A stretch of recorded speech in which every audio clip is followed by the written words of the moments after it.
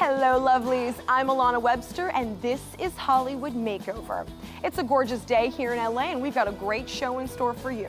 We're going to be talking hair, makeup, fragrance, vintage, and thrift, as well as a little bit of DIY beauty. But first,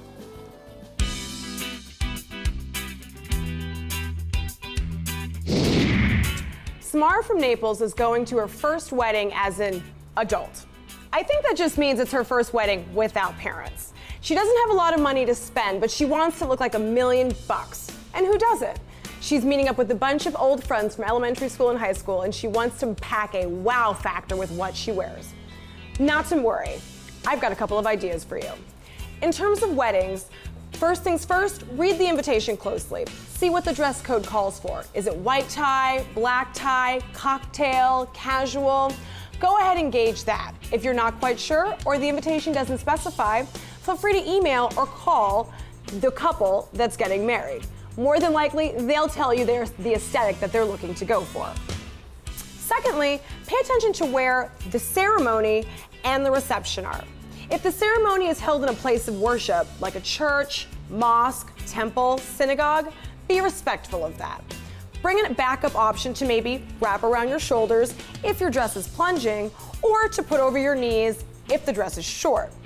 Thirdly, pay attention to the weather. If it's supposed to rain, or be super hot, or be windy, pay attention to those aspects when you're planning your outfit.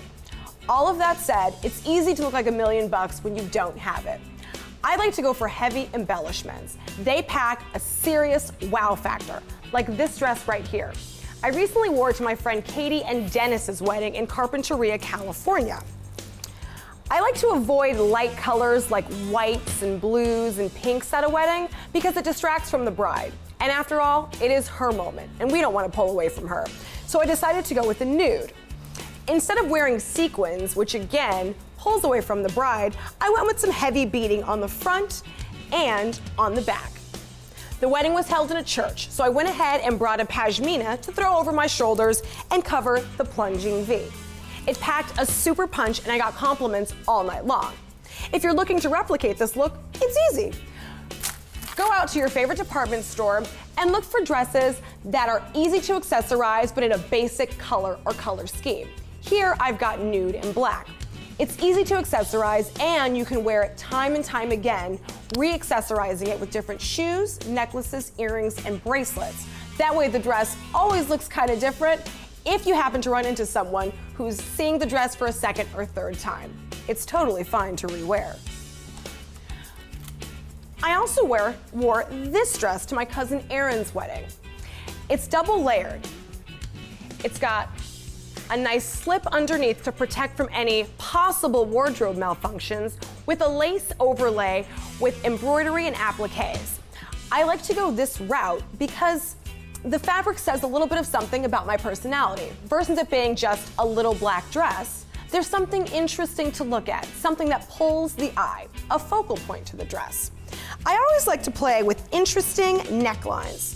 This particular neckline is made of bead and string. Though it may look risque, actually the dress comes up pretty high on my clavicle. So it's not low cut and it's not too revealing. If I were to bend forward in this dress, I could and not have the Holy Spirit fall down my dress. Both dresses are also length appropriate, cocktail length to midi length. Don't go any shorter. You don't want to have the chance of maybe bending over and giving grandma or grandpa an eyeful.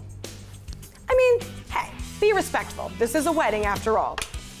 If there is an after party, pack the shorter, tighter, lower cut dress for that. You'll have time to rock out any perfect outfit. With these steps, you'll be dressed and ready for a wedding, spring, summer, winter, fall in no time. Just remember, light colors and an easy to coordinate color scheme, a reasonable cut, a reasonable length for the dress, and pay attention to where the wedding and ceremony are taking place. With these tips, you'll be dressed in no time.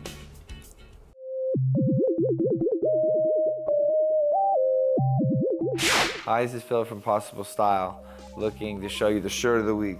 Now this one kind of resembles the one I showed you a couple times before with the gold. It's also an Egyptian feel. It's a very original pattern. been around for millions of years probably, but it catches everyone's eye. It's shiny, and I get compliments, so I think you should too. Philip Saffron, designer of Possible clothing line, wears metallics super well. But I do too. So I snagged this top from him and paired it with the skirt and cinched in at the waist with a little bit of a belt. A little sparkle and a little bit of shine. Unisex is pretty unisexy.